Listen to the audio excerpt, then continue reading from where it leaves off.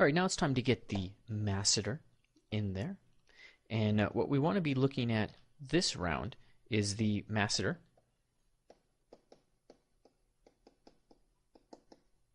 We want to look at the buccinator. Love that name. And then the resorius. So in terms of that, we're looking at the masseter coming from the angle of the jaw to the inside of the zygomatic. And it has two parts. A little tiny inferior part shooting off to the side, creating a nice triangle. The resorius is flowing back from the nodule into the masseter. The buccinator is deep and along the mandible and the alveolar portion of the maxilla, and responsible for chewing. So those three are going to wrap up this whole skirt of the mouth and the lower face, and then eyes and nose to be explored after that. So let's start with the masseter, because that really anchors a lot of these, and the masseter is something you can do quite simply with shadow box. So I'm going to select the mentalis, duplicate this, and then go into shadow box. Control click and drag, transparency is on, and I'm going to use a rectangle.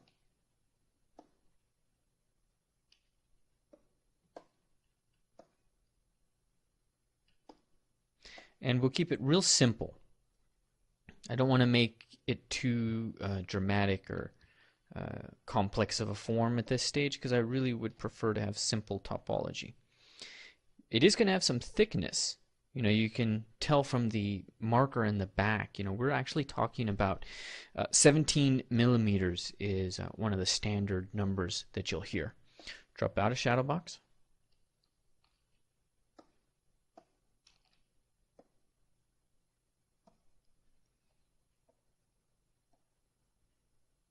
Angle this in.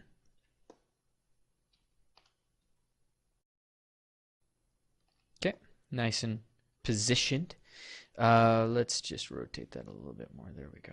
Okay, so as we said, the origin of this muscle of the masseter is going to be along the inside of the zygomatic arch. The insertion is going to be down here along the ramus, and it's most of that. It's a good portion of that that's being taken up there. So the bulk of this is going to sweep in, take up the angle of it, and then fill this entire void here. Now we're in with the move brush to start to adjust this. Move elastic. Let's make sure it's covering all of that.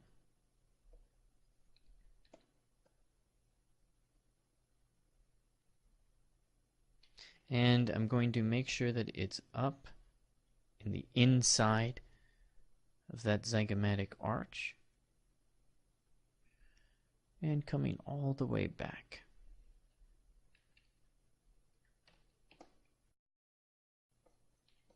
Okay, and I'm going to get these muscle fibers flowing. Strong directional quality to them. It's not bad to start to establish some of these groupings. Take a look at some reference and see if you can get some different volumes to pull in. And one of the keys to doing this is you start to highlight different high points. So I'm grabbing a high point up here, and I'm going to flow that down in.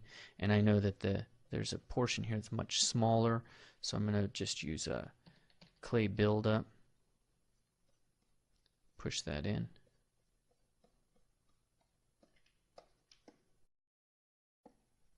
It's a little bit more tenderness up here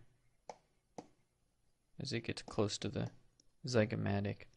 So I'm just going to soften some of the details there. It's just a quick smooth to start to change the planes a little bit. Come in and use our muscle fiber here. We could also polish this real quick. Oops, too much polish. There we go. That's kind of nice. Show you how beneficial that polish can be, and just rough it in with clay buildup and go from there.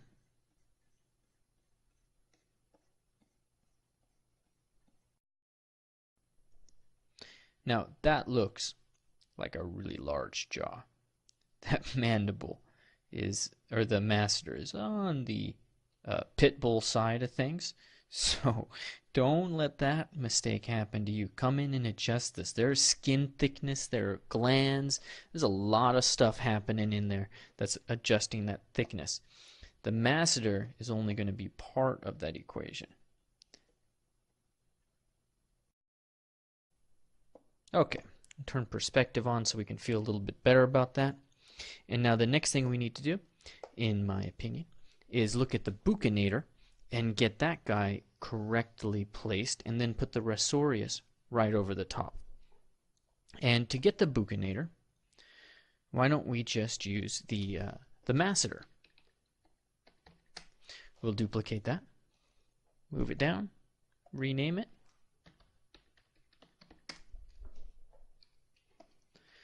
and just put it right into place roughly where it should be.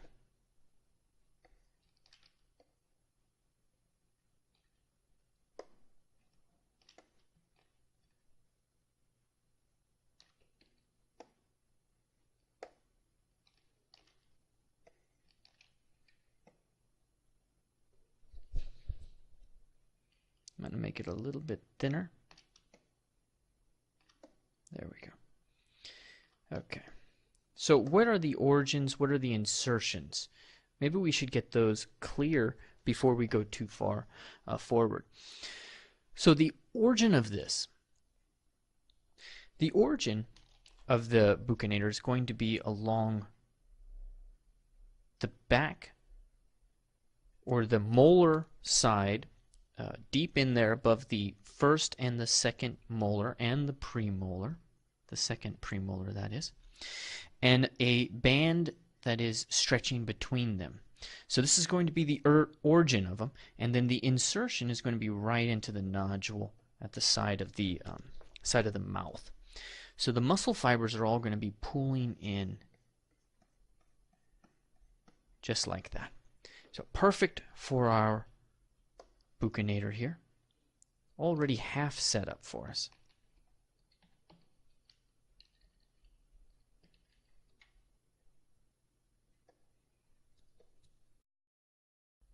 Okay, so we've polished that, and now we're just going to go in and add some of the detail.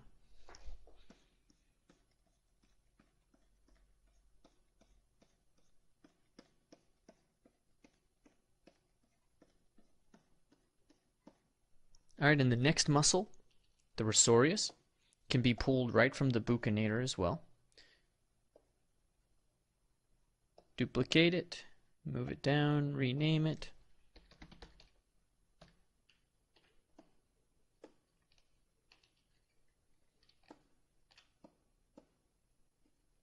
Just going to thin that muscle. You see how easy that is, just up and down.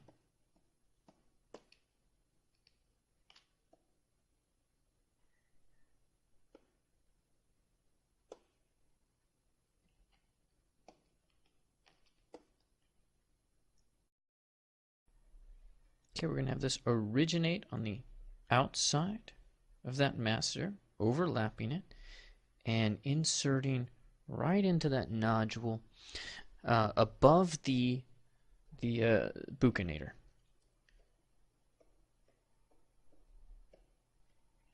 We're going to make it a little bit thinner, so I'm going to use Trim Dynamic to do that, and make sure backface masking is on.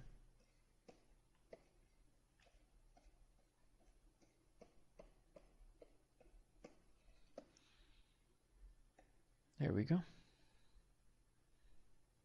Even though we're making it thinner, still got some meat on it. And some of that muscle texture is already helping us, so I just have to smooth it out a little bit. And we are nearly done.